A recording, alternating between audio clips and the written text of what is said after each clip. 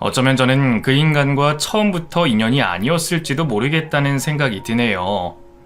늦었지만 이혼을 하고 혼자 살면서 생각도 많이 정리가 됐어요. 이제는 정말 마무리를 한다는 생각으로 이곳에 사연을 써볼까 합니다. 사업을 하는 남편을 뒷바라지하면서 제 인생은 늘 이 순위로 밀려났어요. 집안일 하느랴, 아이들 키우느랴, 시부모님을 극진히 모시느랴, 정작 제 시간이 없었네요. 친정에 항상 혼자 가니까 저희 친정 어머니께서는 저에게 줄곧 물어보곤 하셨어요. 이서방은 오늘도 바쁜가? 사업하는 사람이 그렇지 뭐. 아무리 바빠도 끼니는 잘 챙겨 먹어야 할 텐데 밥은 잘 챙겨주니? 내가 반찬 좀 해줄까? 내가 잘 챙기고 있어요. 다음에는 꼭 같이 올게. 이서방이 안 그래도 장인 장모님 보고 싶대. 너무 무리하지는 말라고 그래. 우리는 괜찮으니까. 저는 시댁에 일주일에 한 번씩 가서 밥하고 반찬하고 집안 살림까지 해주고 오곤 했거든요. 그런데 남편은 얼굴 한번 비추는 게 어렵다고 이리저리 핑계를 대며 피하기만 하는 거예요. 그래서 제가 서운한 마음에 넌지시 던져봤어요. 우리 부모님이 당신 보고 싶대. 아, 그래? 나도 뵙고 싶다고 전해드려. 이번 설에는 같이 갈 거지? 아무리 바빠도 하루 정도는 찾아뵐 수 있잖아. 아, 글쎄, 시간 봐서. 솔직히 조금 서운해지려고 그러네. 나는 시부모님 보러 일주일에 한 번 꼬박꼬박 방문하는데 당신은 명절도 어렵다는 거잖아. 아, 내가 뭐 일부러 안 가? 바쁘니까 못 가는 거지. 당신은 꼭 내가 한가한 사람처럼 얘기하더라. 내가 노는 것도 아니라 일하느라 못 가는 건데 그게 그렇게 꼴 보기 싫어? 우리 애들 졸업식이 언젠지는 알기나 해? 애가 몇 학년 몇 반인지 가장 친한 친구 이름은 알긴 알아? 공부는 어느 정도 하는지 아냐고. 그건 엄마 영역이지 내 영역이 아니잖아. 요즘 누가 그렇게 영역을 나눠? 당신은 아빠 아니야? 적어도 졸업식 날은 같이 가줘야 하는 거잖아. 하다못해 회사 다니던 사람들도 연차 내고 아이들 졸업식 보러 가는데 당신은 사업하면서 그 정도 시간도 아이들을 위해 내줄 수 없는 거야? 이래서 내가 돈 못 벌어본 사람이랑 얘기가 안 통하는 거야. 솔직히 당신 나한테 시집 오면서 돈 한 번도 벌어본 적 없잖아. 그치? 한 번이라도 남 밑에서 일해봤다면 나한테 이렇게 얘기 못하지. 각자의 의무가 있는 거잖아. 나는 돈 벌고 당신은 집안일하고. 그게 불만이야? 내가 돈 못 버는 게 그렇게 불만이라면 아르바이트해서라도 생활비 벌게. 그러니까 당신도 우리 아이들, 친정 부모님 신경 좀 써줘. 가족으로서 그 정도는 해줄 수 있잖아. 내가 무리한 걸 요구하는 거야? 응, 맞아. 무리한 걸 요구하는 중이야. 나는 솔직히 집안일 정도는 당신이 알아서 해줬으면 좋겠어. 나는 누군가 그런 잡다한 일을 대신 해줬으면 해서 결혼한 거야. 그러면 식모를 구하지 왜 나랑 결혼했어? 보통 남자들 다 그런 이유로 결혼하고 자리 잡는 거야. 솔직히 시집 와서 놀고 먹으면서 받을 거 다 받으려는 심보가 더 못된 거 아니야? 지금까지 나를 그렇게 생각했던 거야? 내가 놀고 먹어? 그래, 방금 그 말은 내가 실수했어. 그런데 솔직히 틀린 말도 아니잖아. 솔직히 나도 불만 많아. 화장실 갈 때마다 물기 때문에 양말 젖는 것도 너무 짜증나고 반찬도 같은 양념 돌려 쓰는 것도 서운하고 화가 나. 이 정도 결혼 생활 했으면 센스라는 게 생겨야 하잖아. 당신은 그런 게 없어. 발전이 없다고. 누가 보면 생활비 꼬박꼬박 척척 주는 줄 알겠어. 숨통 트일 정도만 주고 진수성찬 바라는데 그걸 해줄 수 있는 여자가 세상에 어딨겠어? 내 친구는 와이프한테 생활비 40만원 주니까 삼시세끼 오첩반상에 도시락까지 싸준댄다. 심지어 그러고도 돈이 남아가지고 모아서 남편 넥타이까지 사준다는데 당신은 그거 보고 느끼는 게 없어? 나는 바라는 거 하나도 없어. 일단 기본만 잘 해달라는 거잖아. 적어도 사람이 살 수 있을 정도로 집안일 해놓고 밥상 잘 차려 놓으면 내가 잔소리 안 하지. 가만 보면 가끔 당신은 기본이 잘 안 되어 있는 것 같아서 하는 소리야. 그럼 그런 여자랑 결혼하지 그랬어. 나는 애들 고기도 사 먹이고 학원도 보내고 싶으니까 생활비를 더 늘려달라는 건데 내가 너무 어려운 부탁하는 거야? 나도 비교 한번 해봐. 남들 남편은 아내한테 돈 관리하라고 월급 전부 주고 용돈만 받는데 적어도 부부끼리는 그런 걸 공유해야 하는 거 아니야? 내가 놀고 먹겠다는 얘기가 아니라 우리 집 사정을 알아야 내가 나가서 돈을 벌든가 말든가 할 거 아니야. 자산 규모를 좀 알아야. 사업하는 사람한테 자산이 어딨어? 죄다 적자에다가 한 달 한 달 직원들 월급 주기도 빠듯한데. 하여간 당신이랑은 말이 안 통해. 내일 거래처 미팅 있으니까 일찍 자야 되니까 지금부터 말 걸지 마. 지금 여기서 대화를 끊겠다고? 말 걸지 말라니까! 아내에게 무심하고 가정에 소홀한 이 남자와 결혼까지 하게 된 제가 바보였던 걸까요? 분명 연애 때는 다정하고 착한 사람이었는데 말이에요. 결혼하자마자 완전히 돌변하더니 저를 무슨 가정부 취급을 하더라고요. 처음에는 사업이 바쁘고 힘들다 보니까 사람이 예민해질 수밖에 없는구나 이해하려고 노력했습니다. 그런데 시간이 흐를수록 점점 도를 지나치더라고요. 결혼기념일 날 꽃 한 번 사준 적 없었고 제 생일이 지나가는데도 축하한다는 말 한마디 없었어요. 그 정도는 제가 이해할 수 있었어요.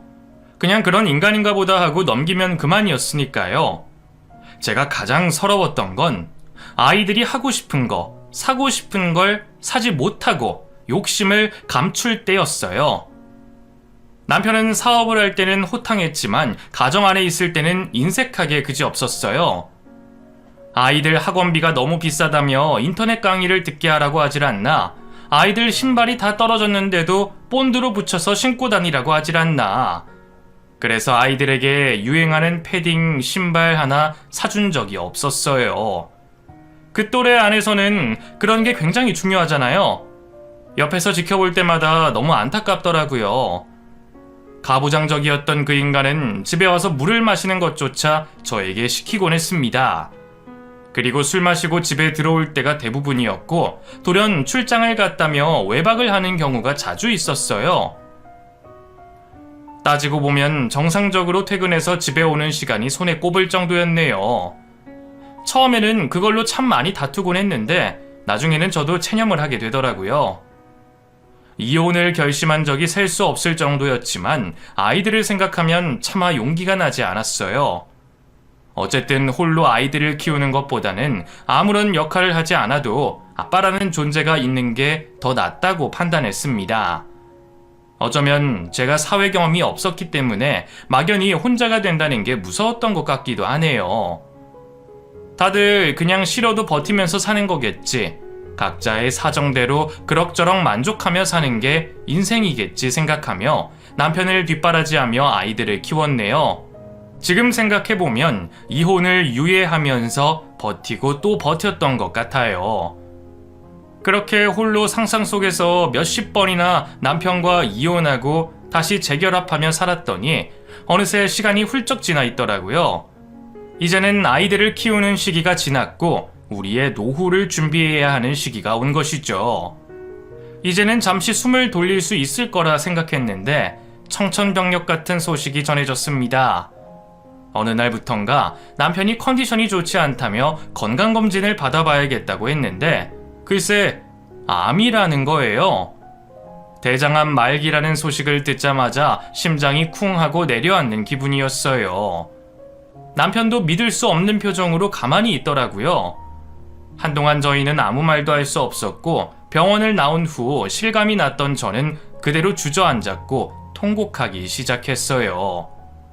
아직 너무 젊다고 생각했는데 말기 암이라뇨? 이건 말이 안 된다고 생각했습니다. 남편도 그런 저를 보더니 같이 울더라고요. 병원 몇 군데를 돌아다니며 명이라는 명의는 다 찾아봤네요. 그랬더니 타장기에 전이가 있어 어렵긴 하지만 절제할 수가 있어 수술이 가능하다고 하더라고요. 그래서 저희는 교수님의 말을 믿고 끝까지 싸워보기로 결심했습니다. 낮은 확률이라도 우리가 이겨내기만 한다면 100%가 되는 거잖아요. 그때가 되니 남편에 대한 미움이 전부 사라지고 애처로운 마음, 안타까운 마음이 들더라고요. 평생을 일만 하다가 그렇게 아프게 됐으니 얼마나 억울해요. 남편은 순식간에 몸무게가 확 빠졌고 지인들로부터 정말 아파 보인다는 얘기를 듣기 시작했어요. 살아온 세월 동안 남편이 아픈 것도 제대로 눈치채지 못한 제 탓 같아서 너무 힘들었습니다. 그리고 앞으로 남편의 병간호를 내가 해주겠다고 약속했어요. 그랬더니 남편이 눈시울이 붉어지며 저에게 이렇게 말하더라고요. 내가 당신한테 해준 게 아무것도 없는데 잔소리만 했던 내가 무슨 염치가 있어서 당신한테 간호해달라고 부탁할 수 있겠어. 원한다면 나를 떠나도 괜찮아. 다 이해할게. 아프더니 마음이 약해지긴 했나 보네. 쓸데없는 생각하지 말고 좋은 생각만 하고 좋은 것만 보자. 할 수 있는 거 다 해보기로 했잖아. 얼른 몸 나아서 우리 둘이 여행도 가고 맛있는 것도 많이 먹으러 다녀야지. 이제 겨우 즐길 수 있게 됐는데 억울하지도 않아? 억울하지. 당신이랑 하고 싶은 게 너무 많았는데 이제는 하던 사업도 다 정리해야 할까봐. 당연하지. 안 그래도 정리하려고 했던 건데 일찍 접으면 되지. 몸도 안 좋은데 어떻게 그걸 이어가려고. 이제 내 남은 인생은 당신을 위해 쓸 거야. 그동안 나 때문에 고생 많이 했는데 더 고생하게 해서 미안해. 정신 차리고 당신 위해서 내가 꼭 건강해질게. 아픈 이후로 남편은 급격하게 바뀌기 시작했어요. 성격이 온순해졌다고 해야 할까요? 저에게 고맙다, 미안하다, 사랑한다는 말을 자주 하더라고요. 옛날과는 딴판이 되어버린 남편을 보니 정말 세월이 많이 흐르긴 했구나 싶은 생각까지 들었습니다. 부쩍 늙어버린 남편을 보니 마음이 아프기도 하더라고요. 그 상황 속에서 저는 정신을 바짝 차릴 수밖에 없었습니다. 제가 열심히 해야 남편도 건강해질 테니까요. 그렇게 저는 이혼을 결심했던 예전과는 달리 마음을 고쳐먹고 남편의 건강을 위해 최선을 다하기 시작했습니다. 일단 남편은 하고 있던 사업을 정리하기로 마음먹었고 하나씩 정리했어요. 무리하지 말고 천천히 하라고 했죠. 저도 아이들에게 상황을 알리고 이것저것 정리를 해야 했어요. 긴 싸움이 될 테니까 그에 따른 준비를 해야 했습니다. 남편은 어느 날 저에게 선물 하나를 주더라고요. 이게 뭐야? 당신한테 여태껏 아무것도 해준 적이 없잖아. 선물 상자를 열어보니 아주 두꺼운 금팔찌가 떡하니 놓여 있었어요. 아마 결혼 생활을 하면서 남편에게 제대로 선물 받은 게 처음이었을 거예요. 팔찌네? 이거 금이야? 금이지. 당신한테 잘 어울릴 것 같아서 샀어. 비쌀 텐데. 여태껏 당신 생일 못 챙긴 거 한꺼번에 챙기는 거야. 이 정도는 해줘야지. 내 마지막 선물이 될 수도 있는데. 그런 말 하지 마. 얼른 나와서 당신한테 더 큰 선물 해주고 싶어. 그럴 수 있을까? 당연히 그럴 수 있지. 내가 당신 곁에서 최선을 다할 거야. 요즘 내 꿈이 뭔지 알아? 당신이랑 백발 노인이 될 때까지 같이 사는 거. 그 나이에도 같이 손잡고 다니고 싶어. 늙어서도 연애하는 기분으로 당신이랑 살 거야. 꼭 그렇게 하자. 내가 꼭 당신 그렇게 만들어줄게. 에이, 당신 없었으면 어쩔 뻔했어. 나는 정말 행복한 놈이야. 남편은 아프고 난 후 저에 대한 소중함을 절실히 깨닫는 것 같더라고요. 저도 남편이 아프니까 그 사람의 건강에 대해 간절한 마음이 생기더라고요. 그래서 저희는 한마음 한뜻이 되어 최선을 다했습니다. 아무리 미워도 부부는 부부라고 하더니 정말 그렇더라고요.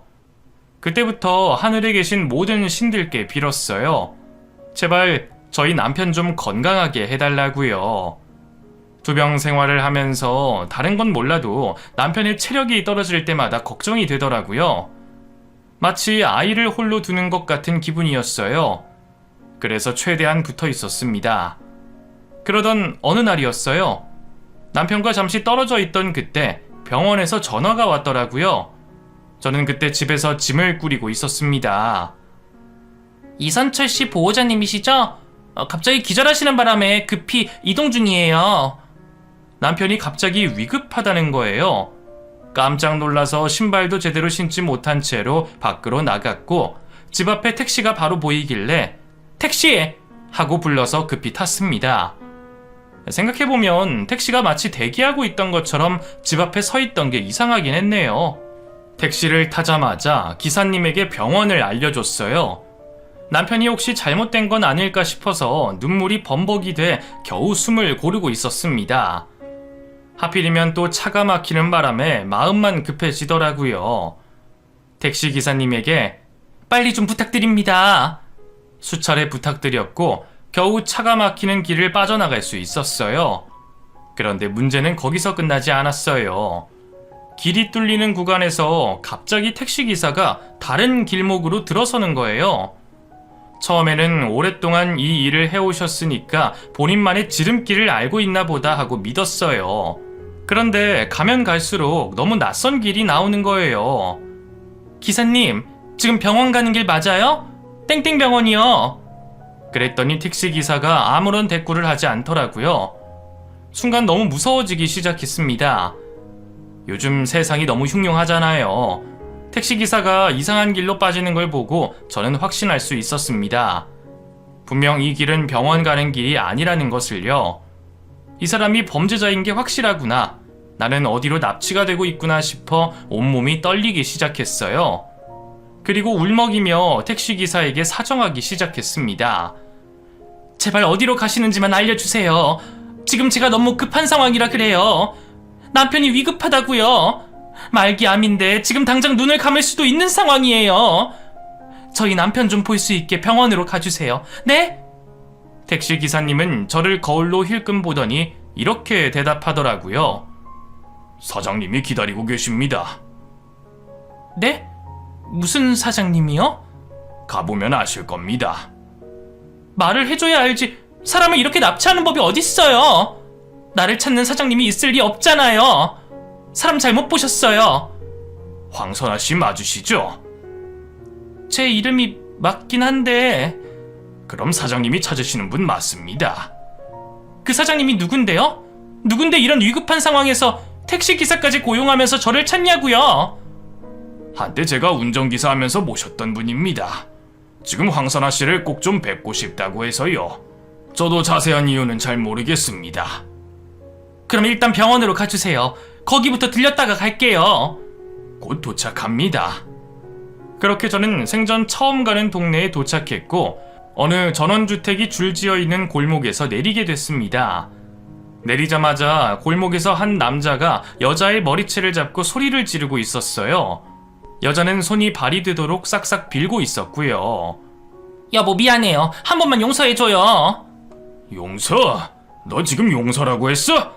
네가 그놈이랑 뒹굴 동안 나를 조금이라도 생각했다면 이러지 않았겠지? 오늘 너 죽고 나 죽는 날이야. 일단 진정하고 대화 좀 해요. 네가 한 짓을 생각해봐. 이러고도 무사할 줄 알았어? 내가 너 오늘 가만 안 둘 거야. 골목에서 충격 광경을 마주한 저는 어찌해야 될지 몰라 얼어붙어 있었어요. 택시기사님은 저에게 저기 저 남자분이 저를 찾던 사장님이라고 귀뜸해 주더라고요. 사장님이라는 그 남자는 인기척을 느꼈는지 저를 향해 눈길을 돌리시고는 그제야 잡고 있던 머리채를 놓은 후 저에게 다가왔습니다. 움찔하게 되더라고요. 그분은 저에게 고개 숙여 인사를 하셨어요. 안녕하세요. 황선아 씨 되십니까? 그런데요. 누구시죠? 저는 이런 사람입니다. 그분은 저에게 명함을 하나 내밀더라고요. 그 이름을 어디선가 들어본 적이 있어요. 회사 이름도 익숙했고요. 생각해보니 남편이 한창 사업을 했을 때 거래처라고 들은 것 같았어요. 남편의 거래처 사장이 나한테 무슨 볼 일이 있을까 궁금해지더라고요. 거래처 사장님께서 저를 왜 부르셨죠? 황선아 씨께서 꼭 알아야 할 일이 있어서 이렇게 찾아뵙자고 했습니다. 그런데 제가 지금 시간이 없어서요. 남편이 위급한 상황이라. 알고 있습니다. 그래서 불렀고요. 네? 그놈 타박상 정도로 끝났을 겁니다. 죽지 않을 만큼만 때렸으니 안심하셔도 됩니다. 제 남편을 때렸다고요? 아픈 사람을요? 그럴 만한 이유가 있어요. 일단 집으로 들어오시죠. 보여드릴 게 많습니다. 사장님은 저를 큰 저택으로 안내해 주셨습니다. 그때까지만 해도 제 눈앞에 어떤 상황이 펼쳐질지 전혀 모르고 있던 상황이었어요. 머리채를 잡힌 채 싹싹 빌던 여자는 어느샌가 다른 곳으로 가고 없더라고요. 그 집에 들어간 후 사장님은 저에게 차를 한 잔 대접해 주셨어요. 그리고 이런 말을 꺼내셨죠. 너무 놀라실 수도 있습니다. 저도 적잖이 놀랐거든요. 무슨 일이신데 그러세요? 본론부터 이야기하겠습니다. 황선아 씨 남편이 제 아내와 불륜을 저질렀습니다. 네? 뭐라고요? 10년 넘게 사랑을 이어오고 있었고요.